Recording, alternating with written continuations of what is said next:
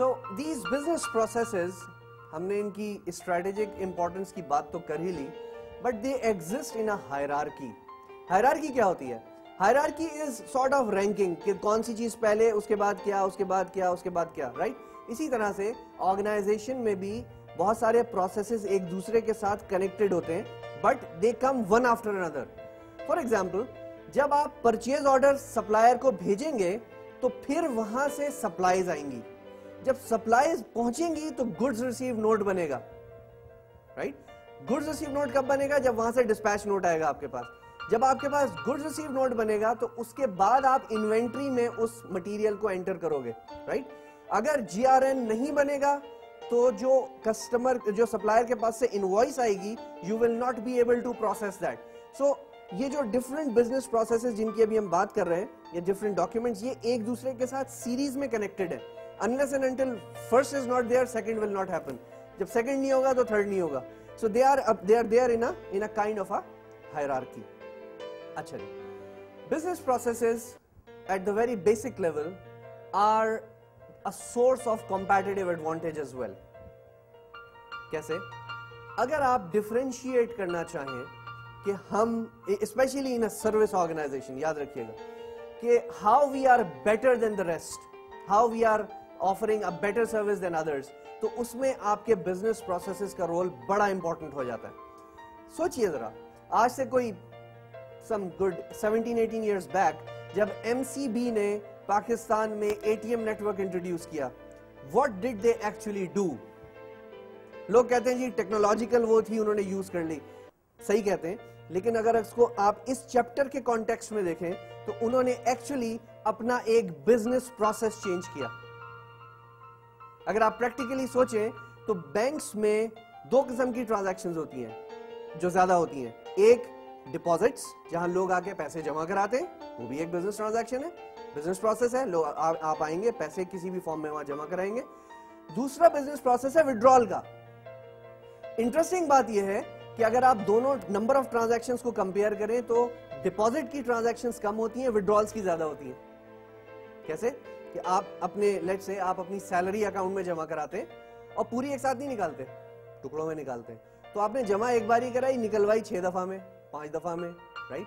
तो विड्रॉल की transactions 4, 5, 6 times ज्यादा हो जाएंगी एज कंपेयर टू डिपॉजिट्स। तो बैंक्स ने ये सोचा कि अगर ये प्रोसेस जो है, जो कि क्योंकि उसमें लोग इन्वॉल्व होते हैं, उसमें कस्टमर को वेट करना पड़ता है, उसको उस सर्विस को देने के लिए बैंक्स को स्टाफ रखना पड़ता है। सो क्यों ना इसको मशीन्स के थ्रू अगर हम कर लें तो हम इस बिजनेस प्रोसेस को मैन पावर फ्री कर दें, और वहां से एटीएम का कॉन्सेप्ट आया।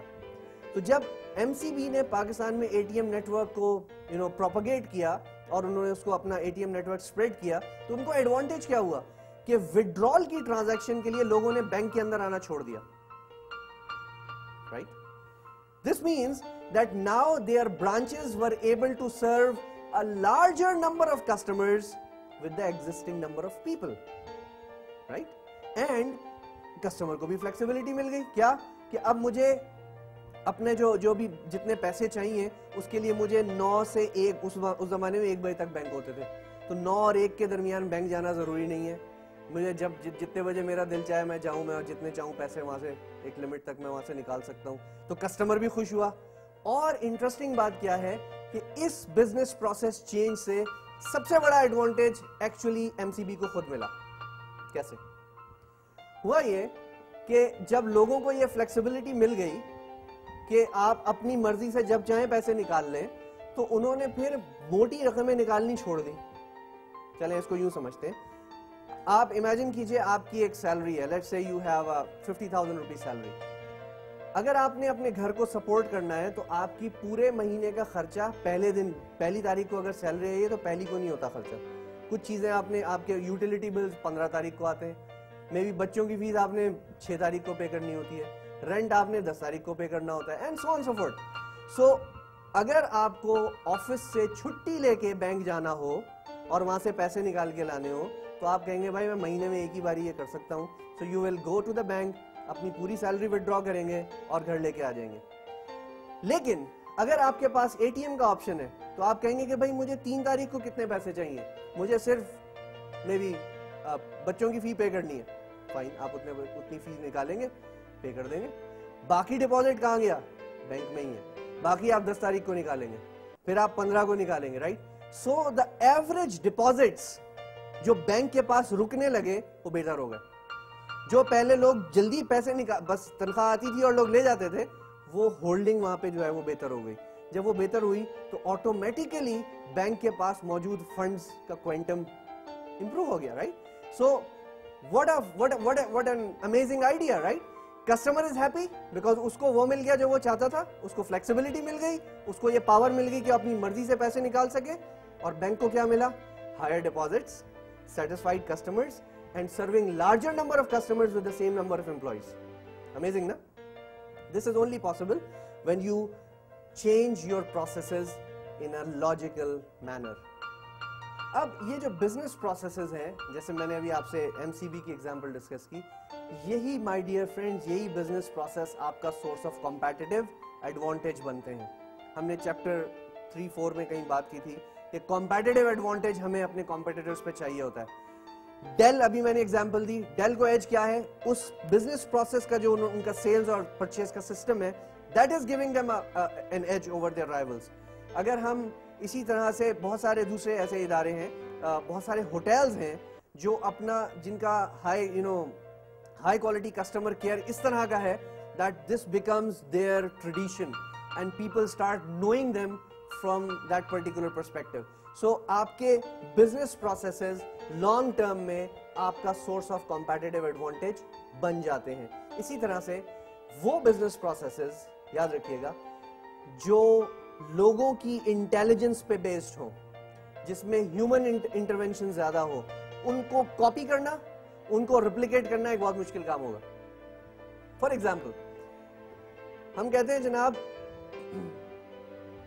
Mercedes makes very good cars, right?